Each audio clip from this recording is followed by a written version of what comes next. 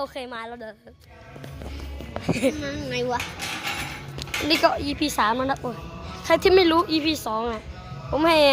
เพื่อนผมคนนี้นะปีตรงนั้นก็ปีตรงนี้ด้วยเลย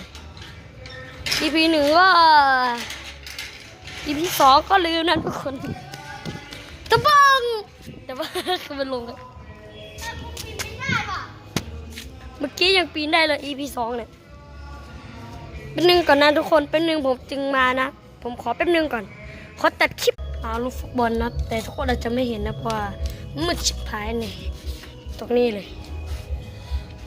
เอาได้แล้วไปผมกลายเป็นคริสเตียโนโรนัลโดผมอาจจะถ่ายบางทีเพราะดูมันดูบางทีผมอาจจะต้องวุ้นหันว่ะเราจับกล้องดูหน่อยดิเฮ้ยนี่ทุกคนมันหันยังมันหันเนี่ยไอ้ตรงนั้นเนี่ยมันหันทุกคนเนี่ยที่เราแปลงที่เขากำลังทำตึก16 ชั้นอยู่นะครับ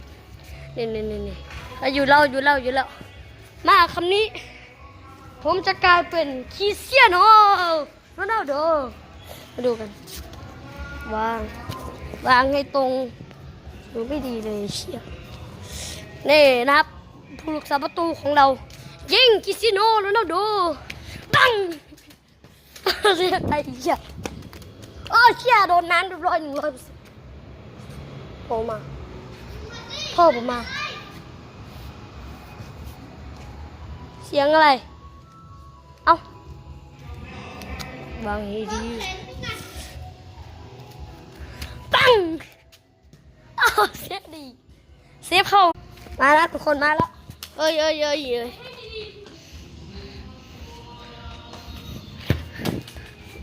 นี่จะหับได้ไหมได้สิครับ